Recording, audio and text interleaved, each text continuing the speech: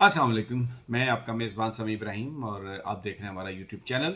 इस्लामाबाद में Supreme Court of Pakistan समाअत कर रही है डिप्टी स्पीकर की रूलिंग के अज़ खुद नोटिस की, और आज उसमें आपको ताज़ा तरीन बताते हैं कि इस वक्त क्या सूरत हाल है वहाँ पर। लाहौर की जो पॉलिटिकल ख़बरें आ रही हैं वो भी आपके साथ शेयर करते हैं। लेकिन आज एक बड़ा रिलीफ जो सुप्रीम कोर्ट से नून लीग लेना चाह रही थी, वो सुप्रीम कोर्ट ने उनकी इस्तदा को मुस्तरद कर दिया। वो रिलीफ था पंजाब हुकूमत के हवाले से।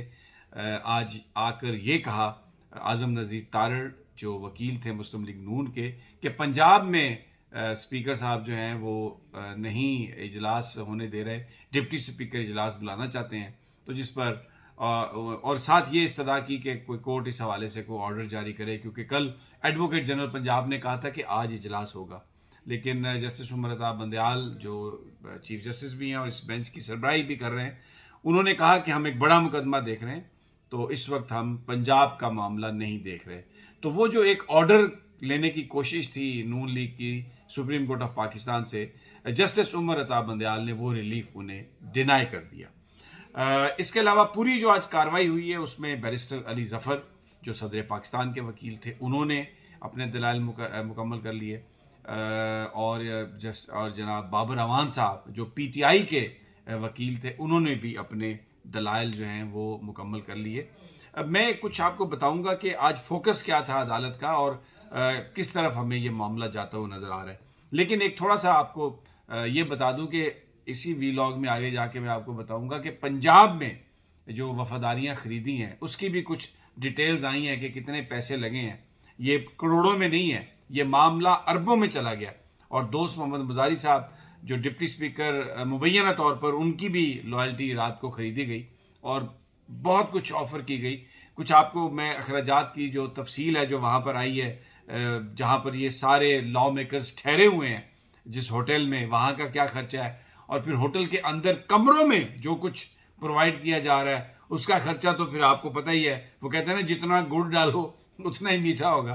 तो वो सारे का सारा होटल मीठा हो चुका है, कमरे मीठे हो चुके हैं, और मैं आपको उसकी तफसील बताऊंगा। तो ये मामला अरबों में चला गया, लेकिन हासिल अभी तक कुछ नहीं हुआ। वहाँ पर परवेज़ इलाही साहब ने मंजी ठोक दी है इनकी, और डिप्टी स्पीकर के खिलाफ तहरीक अदम एतमाद भी आ गई है, और उससे स्पीकर साहब ने इख्तियारात भी ले लिए हैं। तो वो जो माल उधर भी खर्च हुआ उसका नतीजा चंद दिनों के बाद निकला है तो मुझे पता नहीं, लेकिन अभी इस वक्त तक उसका नतीजा कुछ नहीं निकला, और शरीफ ख़ानदान बड़ा इसमें परेशान है, और अभी तक मामला वहीं का वहीं है, अरबों में इन्वेस्टमेंट के बाद भी। लेकिन यार लोग कह रहे हैं कि बहुत सारा पैसा बाहर का है, अपना पैसा शरीफों का इतना ज़्यादा नहीं है। अब आ जाते हैं ज़रा आज सुप्रीम कोर्ट ऑफ पाकिस्तान के मामले पर।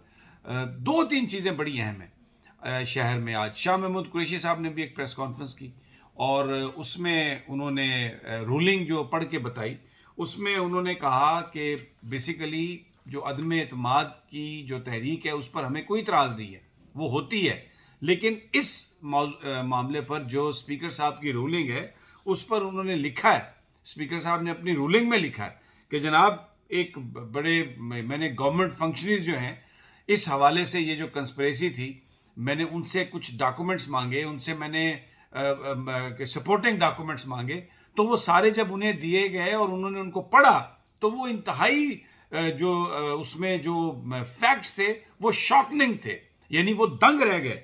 क्योंकि उन्होंने कहा कि ये बिल्कुल जो पाकिस्तान के अंदरूनी मामलात हैं उनमें वाज़े तौर पर ये मुदाखलत थी, और वज़ीर आज़म इमरान खान उसके वाज़े तौर पर टारगेट थे। और इससे भी ज़्यादा जो शॉकिंग बात थी कि बिल्कुल ब्लेटेंटली एक नेक्सस था, यानी जो तहरीक अदम एतमाद है और जो बैरून मुल्क से जो धमकी आई, उसमें एक नेक्सस था, और ये सब एक दूसरे से जुड़ा हुआ था। तो इसलिए ये जो इसमें एक इन्वेस्टिगेशन की बुनियादी तौर पर ज़रूरत है, और ये देखने की ज़रूरत है कि ये साजिश जो है ये किस तरह से हुई। तो इस बिना पर ये जो रूलिंग आई, ये जो रूलिंग है ये आम रूलिंग नहीं है। बेसिकली शाह महमूद कुरैशी साहब ने भी ये बात कही, और अली ज़फ़र साहब ने भी ये बात कही, और कल अटॉर्नी जनरल साहब भी।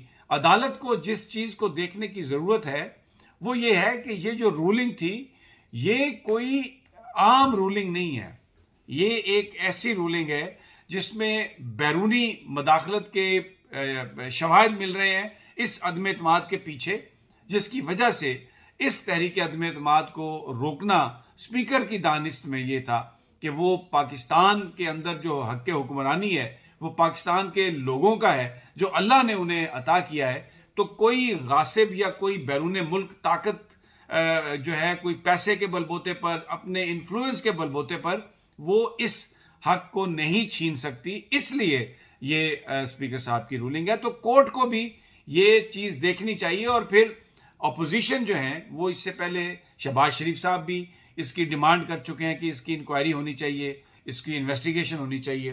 بہرحال ابھی تک تو یہ تھا کہ سپریم کورٹ نہیں دیکھ رہی تھی اس لیٹر کو. بار بار چیف جسٹس صاحب یہ کہہ رہے ہیں کہ ہم فارن افیئرز میں نہیں پڑھنا چاہتے، ہم ابھی صرف یہ دیکھ رہے ہیں کہ یہ جو رولنگ ہے یہ انلیگل ہے یا یہ لیگل ہے. اور 69 جو آرٹیکل ڈیل کرتا ہے کیا یہ اس کے زمرے میں آتی ہے. اب جناب آج علی ظفر صاحب نے جو بات کہی عدلیہ کو، ججز کو یہ بتایا 5 ممبر بینچ کو کہ 69 جو ہے بیسیکلی آرٹیکل وہ ایک آپ سمجھیں کہ ایک آگ کا حصار ہے جس کو عدلیہ پاس نہیں کر سکتی، عدلیہ جس کو کراس نہیں کر سکتی، نہ اس کو پھلانگ سکتی ہے. وہ یہ کہہ رہے تھے کہ جو ہاؤس کے اندر کی جو ساری کاروائی ہے، جو اسپیکر کی رولنگز ہیں، آرٹیکل 69 کی وجہ سے سپریم کورٹ آف پاکستان اس کا ریویو نہیں کر سکتی، جوڈیشل ریویو نہیں ہو سکتا. سوال ہوا کہ اگر کوئی اسپیکر غلط آرڈر کر دے، انلیگل آرڈر کر دے، تو کیا عدالت اس کو بھی جوڈیشل ریویو اس کا بھی نہیں لے سکتی؟ تو بیرسٹر علی ظفر نے قانون اور آئین کے مطابق جو لکھا ہوا ہے یہ بتایا کہ نہیں، کسی حالت میں بھی سپریم کورٹ آف پاکستان کے پاس یہ اختیار نہیں ہے کہ وہ قومی اسمبلی پارلیمان کے اندر ہونے والی کاروائی پر جو اسپیکر کی رولنگ ہے اس کو وہ ریویو کر سکے. اس کو ریویو کرنے کا حق جو ہے وہ صرف اور صرف پارلیمان کو ہے. اسپیکر کا کوئی بھی کام جو ہے اگر کوئی انڈو کر سکتا ہے تو وہ پارلیمنٹ انڈو کر سکتی ہے، وہ جو عدلیہ جو ہے وہ نہیں ریویو کر سکتی. اعجاز الاحسن صاحب نے یہ سوال کیا کہ اگر کیا جو وزیر اعظم صاحب کا اسمبلیاں تحلیل کرنے کا حکم ہے کیا اس کو بھی عدالت ریویو نہیں کر سکتی؟ تو علی ظفر صاحب نے یہ جواب دیا کہ قانون اور آئین یہ کہتا ہے کہ اگر ڈپٹی اسپیکر کی رولنگ کے نتیجے میں وزیر اعظم صاحب نے ان اسمبلیوں کو تحلیل کیا ہے تو اس کے جوڈیشل ریویو کا اختیار بھی عدلیہ کے پاس نہیں ہے. بڑا انٹرسٹنگ، بڑا اسٹرانگ یہ انہوں نے آرگومنٹ کیا. کل اٹارنی جنرل آف پاکستان جناب خالد جاوید خان اس پر دیں گے دلائل، اور پھر اسپیکر اور ڈپٹی اسپیکر کے وکیل کے طور پر دیں گے جناب نعیم بخاری صاحب دلائل دیں گے.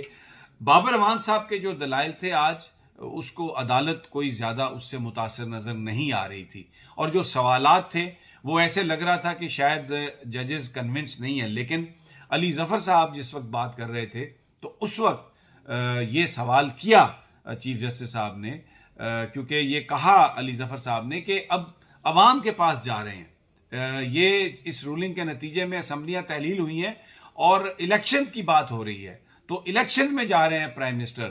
تو اس پر اعجاز الاحسن صاحب نے اور عمر بندیال صاحب دونوں نے یہ بات کہی کہ بالکل ہم یہ سوال مسلم لیگ نون کے وکیل سے پوچھیں گے کہ اگر الیکشن کی طرف جا رہے ہیں تو پھر کس کے فنڈامنٹل رائٹس جو ہیں وہ متاثر ہوئے ہیں.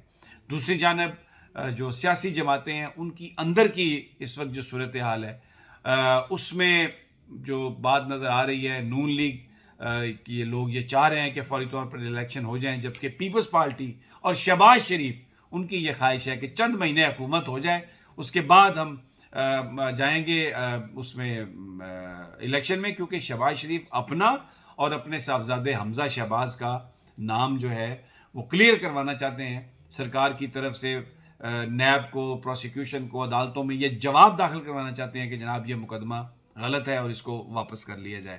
تو ویری انٹرسٹنگ سینیریو ہے یہ. لیکن اب دیکھنا یہ ہے کہ عدالت، کیونکہ اگر وہ جو مراسلہ ہے، وہ جو دھمکی ہے، وہ جو نیشنل سیکیورٹی کونسل ہماری کمیٹی کی میٹنگ کی جو فائنڈنگز ہیں اس کا جو اعلامیہ ہے، اگر عدالت اس کو نہیں دیکھتی تو پھر یہ بہت سارے وکلاء کا خیال ہے کہ اس کا مطلب یہ ہوگا کہ پھر جو سنگینی ہے جس کی وجہ سے یہ رولنگ ایک ایکسٹرا آرڈینری رولنگ ہے، پھر وہ جو معاملہ ہے سارے کا سارا وہ اس پر عدلیہ کی نظر نہیں ہوگی، تو شاید فیصلہ صحیح نہ عدلیہ کر سکے.